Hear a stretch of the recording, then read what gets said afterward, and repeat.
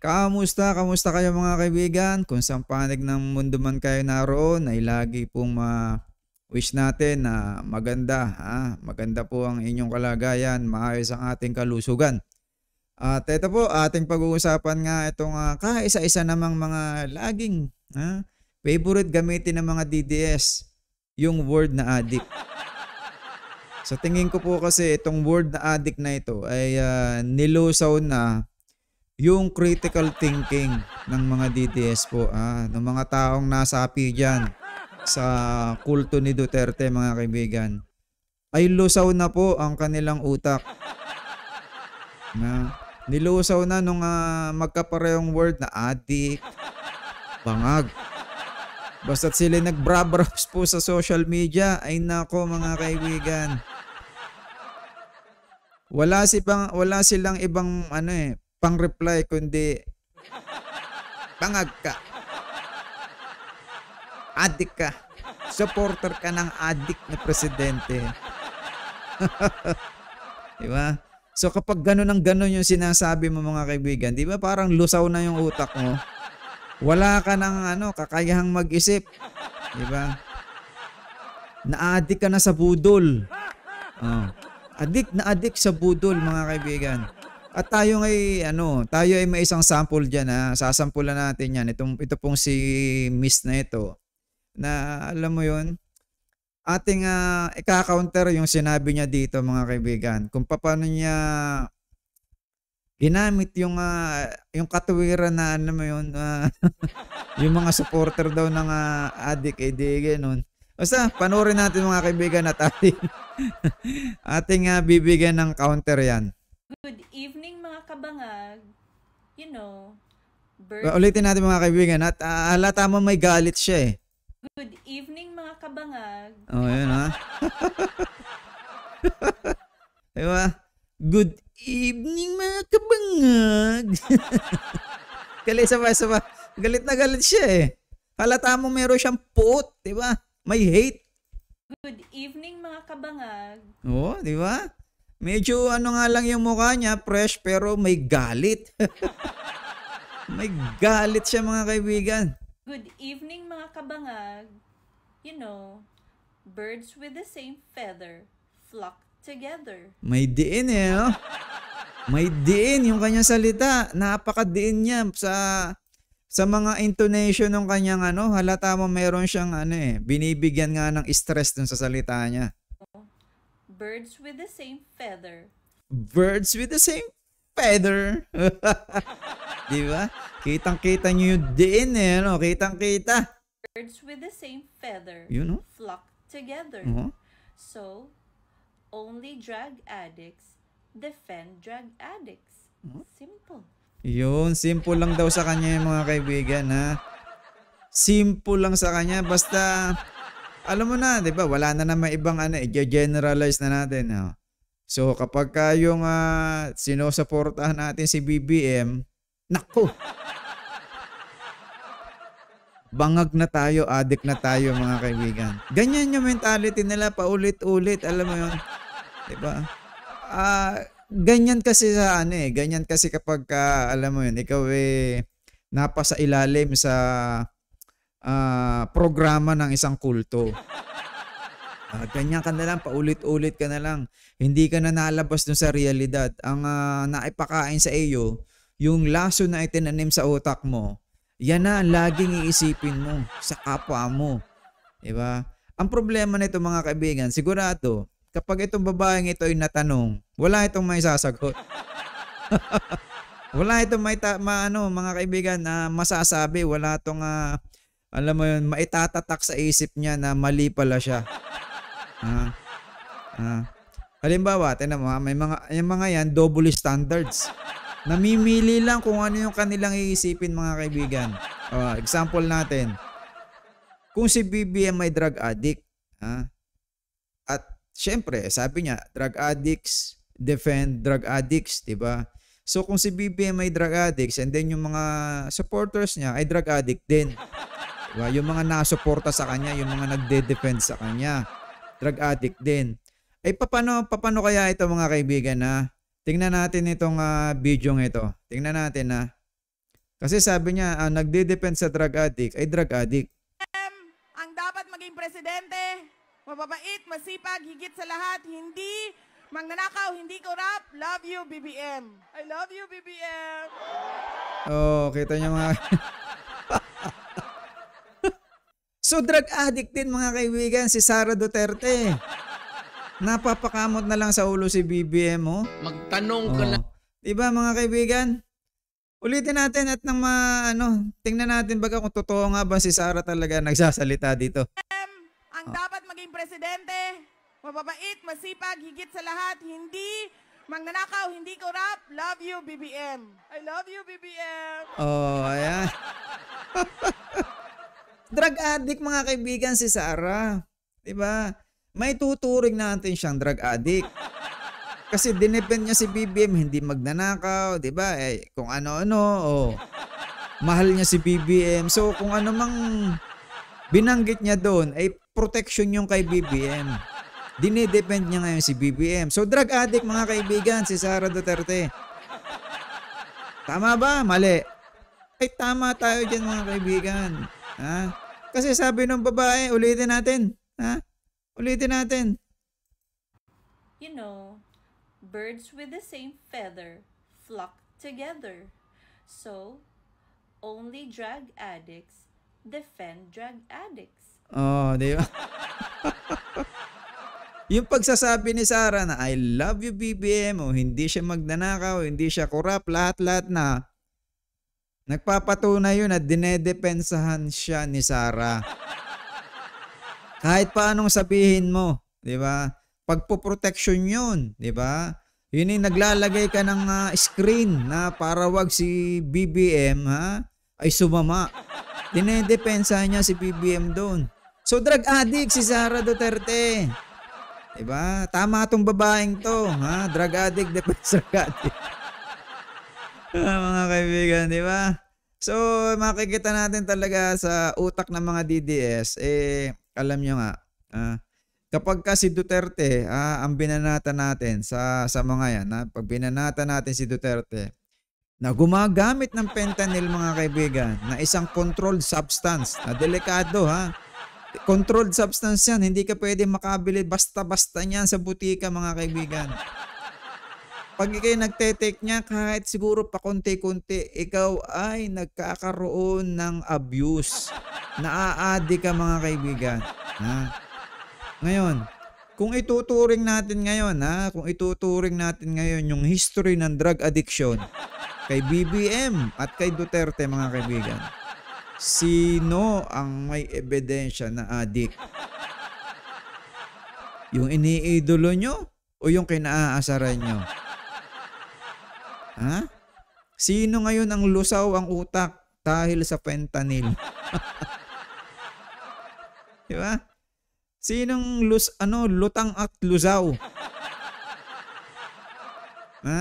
Sino? Sino ang nalusaw sa fentanyl? Ang resulta ng fentanyl, mga kaibigan, talagang ikaw ay parang natutumba.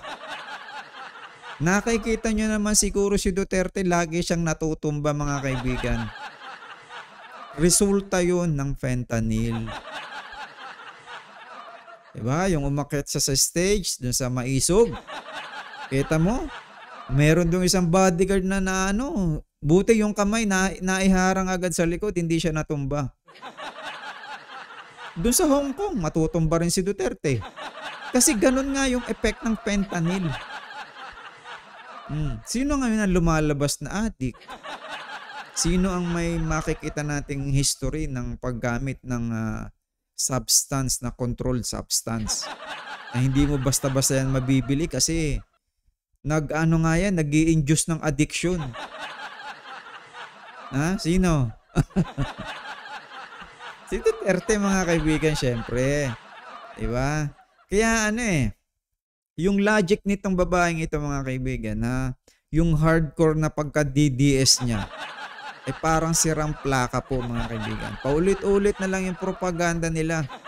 Kasi yan nga yung propaganda, yung nakakalasong propaganda na ipinakain ng ipinakain, di ba? Ipinabudol ng ipinabudol sa kanila. Kaya ngayon sila yung addict sa budol. 'Di ba? Sila ngayon ang may budol addiction. Wala na silang ibang pinaniniwala kundi fake news. Nahulog na po sila mga kaibigan diyan. 'Di ba? Sila ay diehards ng budol.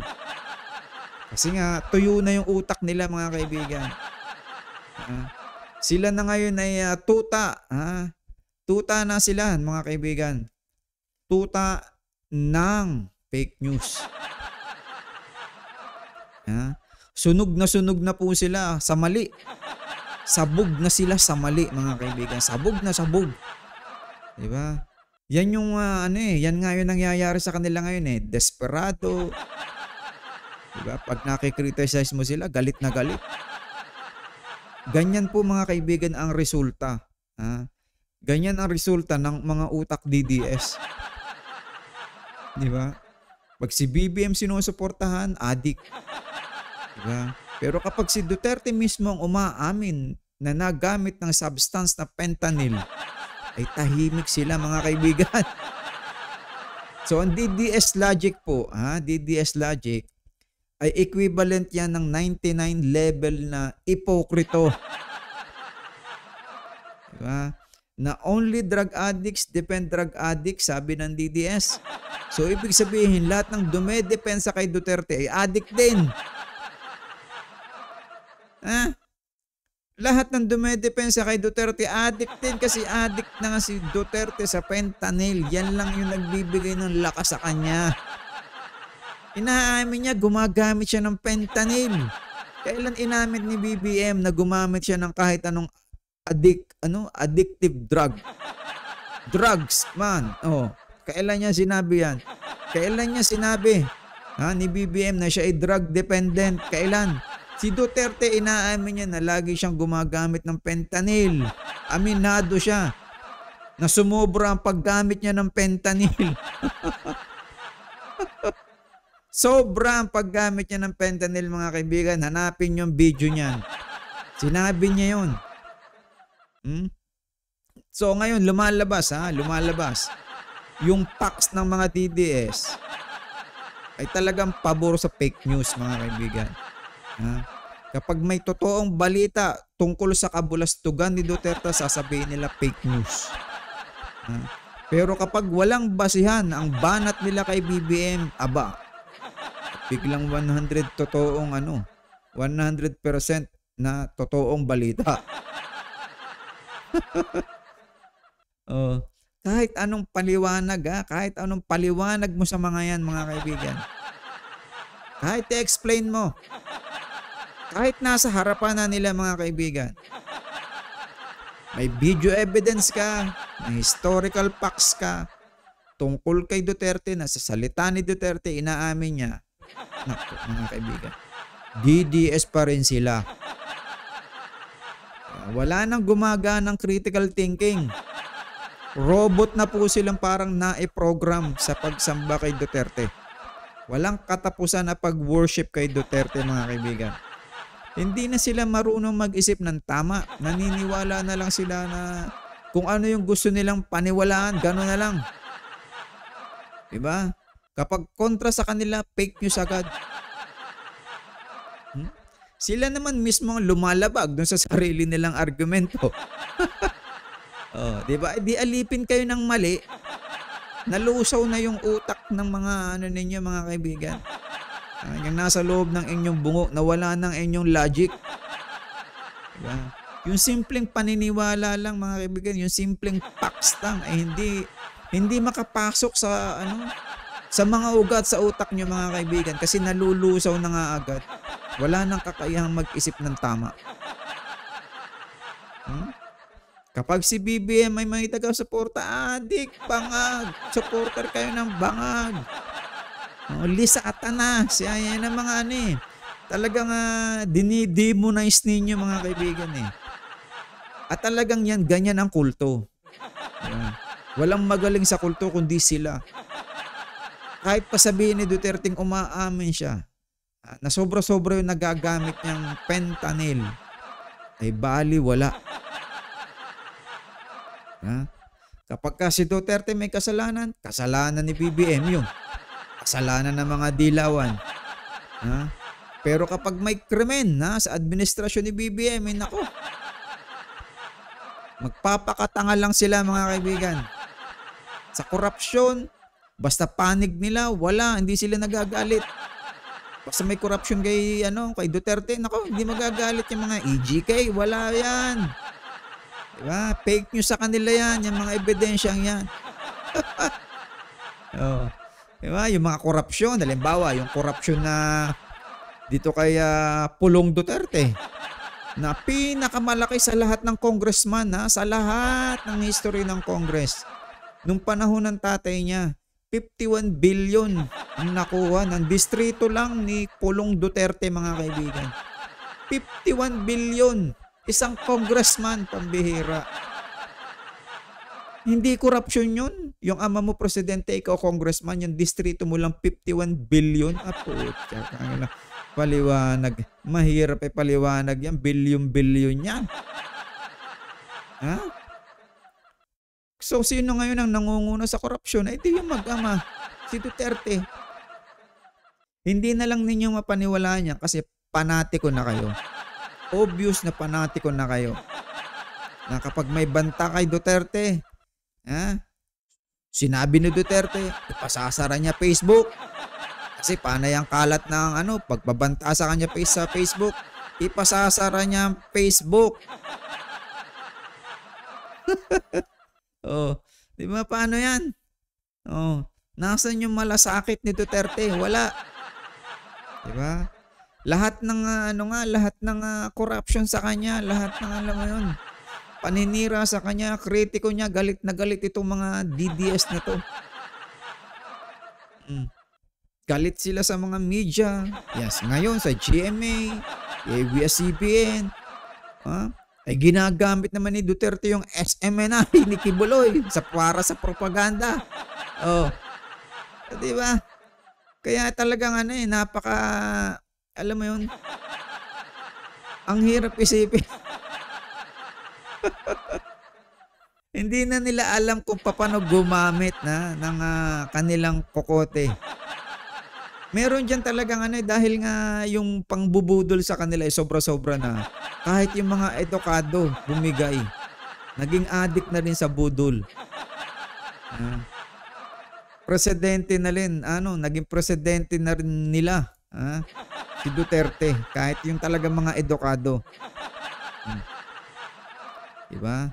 Naghahanap ng matinong gobyerno pero yung gobyerno naman ni Duterte puro skandal. Diba? So, wala na po talaga mga kaibigan na maisasabi sa mga to, kundi talagang yung kukotin po ng mga DDS ay naging palpak na. DDS ako, proud ako. Pero pag tinanong nung kung ano-anong nagawa ni Duterte, ay wala naman maisasagot. Hindi nila alam kung paano gumamit ng tamang ebidensya, ng argumento. Basta sigaw lang na sigaw ng mga katangahan po mga kaibigan. Oh, di ba? Wala nang logic kung ano-ano na nga lang sinasabi. Kapag DDS kausap nila, aba, good na good kapag DDS, pero kapag hindi DDS, nako, away agad mga kaibigan, adik. Oh, di ba? Kapag kinonfronta mo sa fax nila, anong gagawin? Mura. Mga walang sense na sagot. Kaya nga wala na nga sila mga kaibigan, labas na sila dun sa realidad.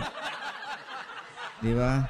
Kung halimbawa yung kapitbahay siguro nila na BBM sumusuporta, ay siguro addict din ang tingin ng babaeng ito mga kaibigan doon sa kapitbahay niya. Diba? Oh. Kasi nga nakaprogram na itong mga to na parang robot. Wala na, hindi na kailangang i-update ang utak. Lusaw na nga ang utak parang pinalta na rin ng utak ni Duterte na puro fentanyl ang laman. Diba? Puro fentanyl ang laman ng utak ni Duterte. Oh. Diba? Blind loyalty na. Blind loyalty.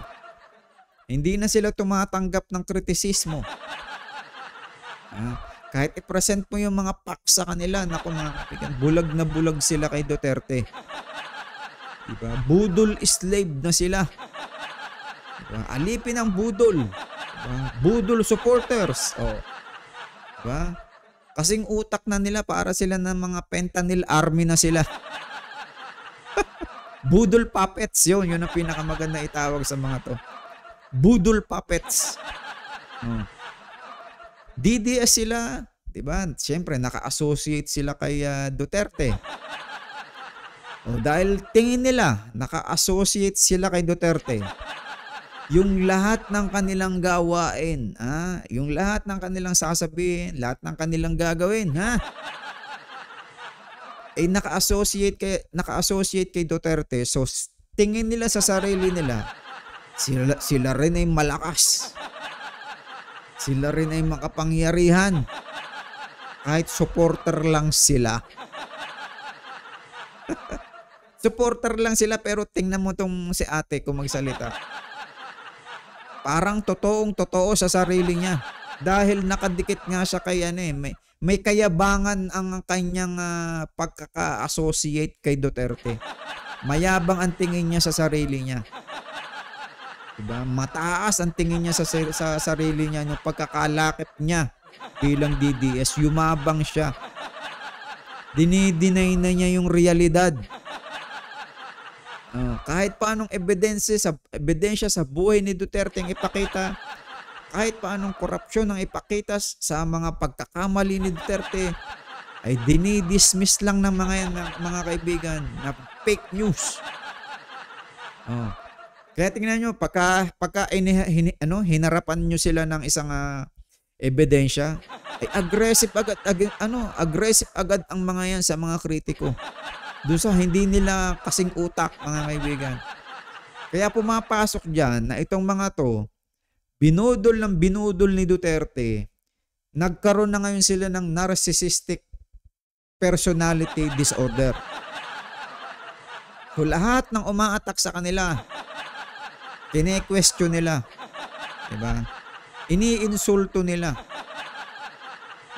Gina-gaslight nila. Yung parang tinuturuan na kayo ay ganito, kayo ay ganon. Diba? Ganyan po ngayon ang mga Duterte supporters. Mga narcissist, yung parang si Maharlika. Diba? May victim mentality kahit kailan naman hindi siya na biktima. Siya ang nambibiktima.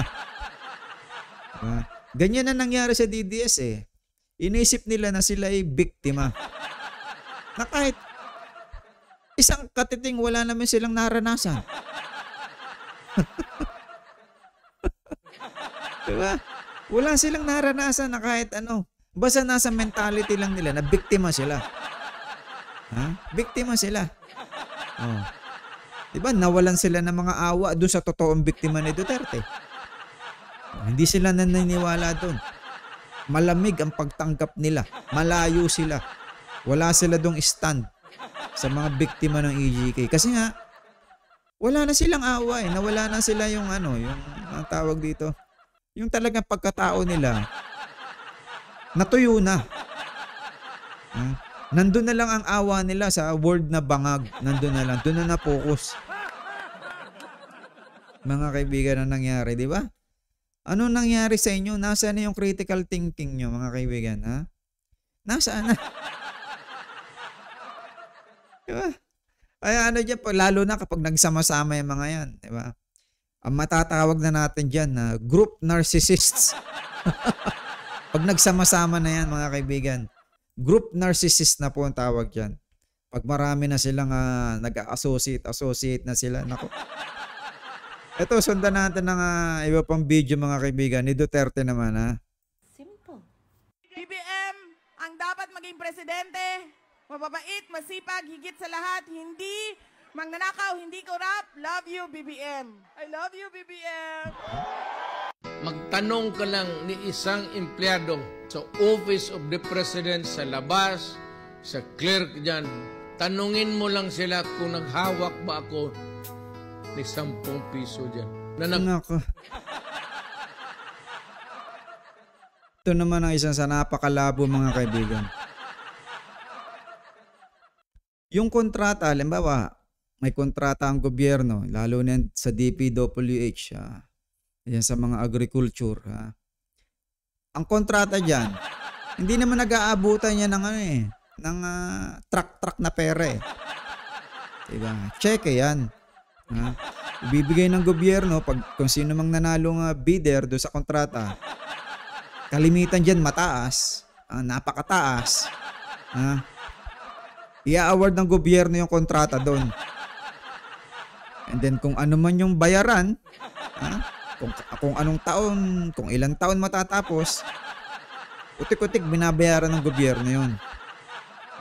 Ngayon, kung halimbawa sabihin natin 500 million yung nanalo na kontratista. Kasi sabi ni Duterte, wala naman akong kinuha dyan kahit 10 pisong hinawakan eh. Okay. Ang kontrata ng gobyerno, diba? May bidding o kung sino manalo, siya ang gagawa ng kontrata. Di syempre, gagawin ng bidder. Mataas yun. Kalimitan talaga, mataas ang kontrata ng gobyerno. Hindi ka naman ang tawag doon, hindi mo kailangang ibayad ng personal yung pera doon na hawakan. Kaya ibibigay yun. Ang problema nga ganito, dito napasok yung korupsyon. Yung kontratista, ibibigay niya sa'yo yung commission mo. Pag nabayaran na siya ng gobyerno na ng halimbawa, ng 100 million, doon ka na may share. Ibibigay agad sa'yo ng kontratista yung share mo doon. Ganyan ang kalakaran. Kaya yung sinasabi nitong si Duterte na 10 piso, hindi man lang ako humawak dyan. Dapat mo bang ipakita yung yung ganun na yung pagnanakaw mo? Hindi mo ipapakita yung lantaran, yung pagnanakaw ng milyon-milyon, syempre. May paraan dyan. Syempre naman di ba? Yung isa nagsabing kontratista na sa kongreso, sabi niya, pagka napunta na lang po ako doon sa kondo. Diba? Inilalaglag ko na lang doon sa bintana niya yung pera. 10 million, 20 million. Ganon ang pagkuha. Ganon nagkakapera. Kaya itong si Duterte, dinadala dito ang pera mga kaibigan. Kung sa Davao, diba? Dinadala doon. Hindi niya talaga yung sasabing kukunin yung 10 piso doon sa Office of the President. Hindi naman ganon. Dami niloloko talaga nito eh. Diba? Daming niloloko. Diba? Mayroon nga ngayon nakikita yung 107-11 stores sa Davao. Kanila. Sa apo niya. Saan kukuha ng pera yung apo niya? Diba? Pirma ako dyan ng para pang drama Dito mga kaibigan dito mga kaibigan na kagat na kagat yung mga DDS sa ganitong drama ni Duterte. Akala nila totoong-totoo. Hindi na sila nag-iisip na talaga ba namang wala makukuha pera yan? Diyos ko, maniwala ka dyan. Hindi man lang sila nagtatanong ng ganun. Diba? Si Duterte, kung pumasok na, kung siya dati magpipishball at naging presidente siya, pag alis ni Duterte sa pagka-presidente, magpipishball pa rin. Ganyan po ang mentality ng DDS mga kaibigan. Kung si Duterte na dating magpipishball, then nanalo bilang presidente, then natapos ang termino, balik siya as parang magpipishball na hindi yumaman. Kita nyo mga kaibigan na mentality. Layo, Labo. Incidental expenses. Merienda. Bagay, libre naman. Sweldo lang. Sweldo lang daw siya, sweldo lang. Itong mahirap kasi puro sa karami ng tulisan dito sa Pilipinas. Ikaw yung tulisan. Diba? 50 billion ang binigay mo sa anak mo kay Pulong Duterte. May 6 billion ka. Nung mayor ka pa, ng intelligence fund, confi funds mo, 6 billion. Labo. Nila, lahat tulisan na. Yan ang sarili niya hindi tinitingnan hindi tingin niya sa sarili niya tulisan. Yan ang umpisa ng sana all. Yun, di ba? Pasok na pasok sa utak ng mga DDS yan, yung mga budol addict nga yung sana all.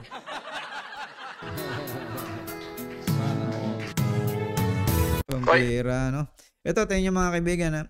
Sana nga ginawa na niya to, hindi na siya lumaban ng presidente. Kasi sabi niya, hindi siya tatakbo ng presidente. Di sana hindi siya nakakulong ngayon sa Hague. Kamong taga Davao, kamong Pilipino, paminaw mo ha. I have said it before. I'll say it again. And for the nth time, I will say it now, here.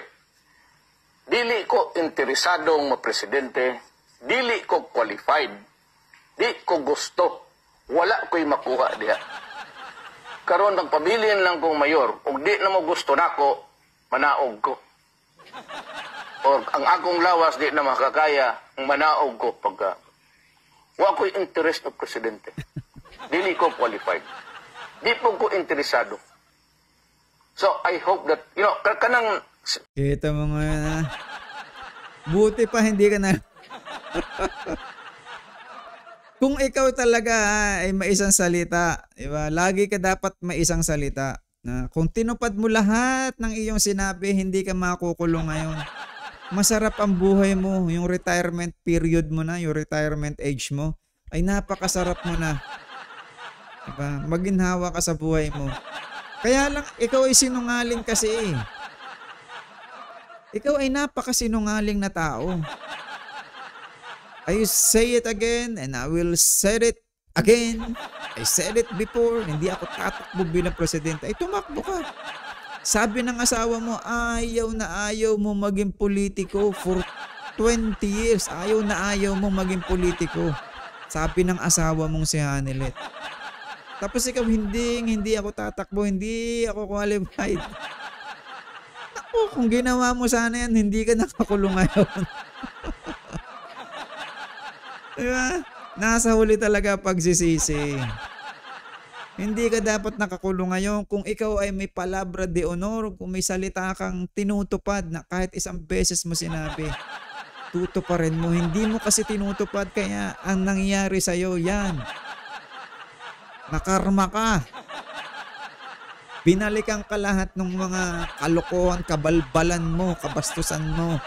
O, kulong ka ngayon. Diba?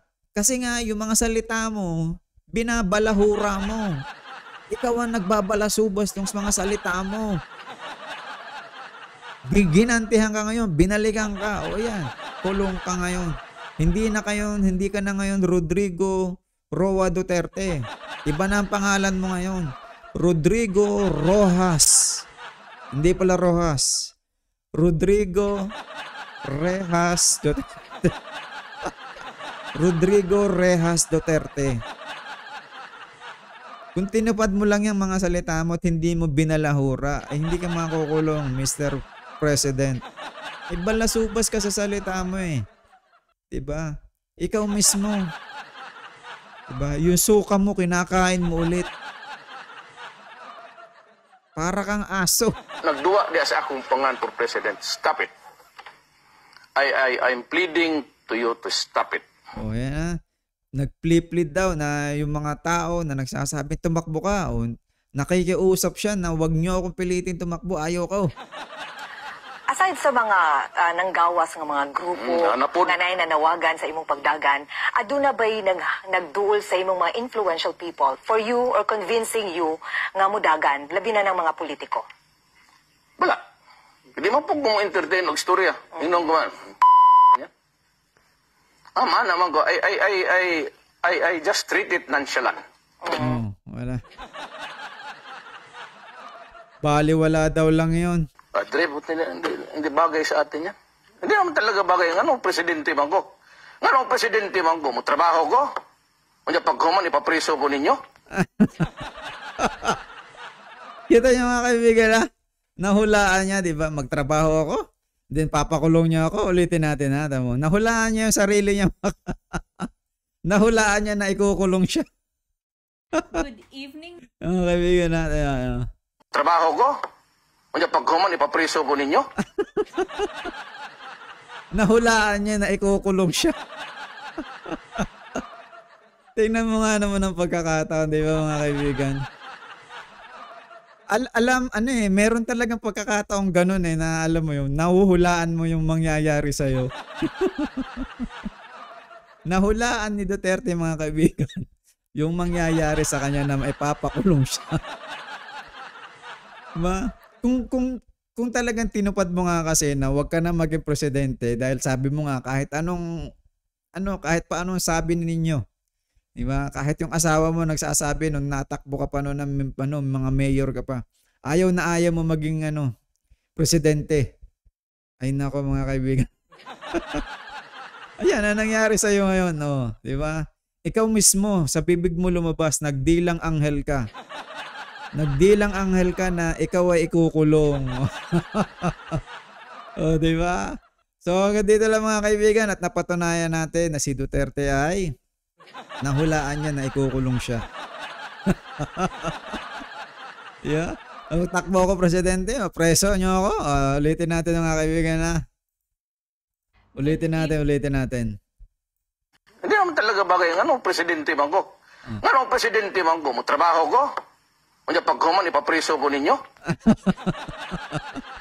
Oh, di ba? Nakulong si Duterte, nahulaan niya na siya ay makukulong. Ayan, mga kaibigan, hanggang dito lang. At least napatunayan natin ang mga argumento ng DDS na mahina. At ang utak po nila ngayon ay talagang tuyo na. At natuyo na pong utak nila sa propaganda ng mga Dutertes. Tinuyo na ang utak nila, nalusaw na, di ba? Naging alipin na sila ng budol, naging addict na sila sa budol, di ba? Sila po ngayon ay alam mo tawag doon na itong si Duterte, ginawa nilang alam mo yun, Panginoon. So hanggang dito lang, mga kaibigan. Maraming salamat sa inyong panonood, sa pagsuporta sa ating channel din. At lagi po nating isipin na tayo ay laging masaya, di ba? Lagi tayong wag may stress, Trabaho lang. Kung kayo nasa ibang bansa, wag po tayong gagawa ng mga laban sa mga batas po ng bansang kinaroroonan natin, Lagi po tayong maging safe diyan at isipin po natin ang ating pamilya dito sa Pilipinas. Hindi pa naman po magulo dito. Ang magulo lang dito ay yung mga DDS. Diba? Kaya sinasabi ko po sa inyo, wag po kayong mag-alala dito. Hindi po magulo ang Pilipinas. Ito lang po mga tong nagpapa-optics na magulo. So hanggang dito lang, mga kaibigan. God bless po sa inyo. Maraming salamat po sa panonood.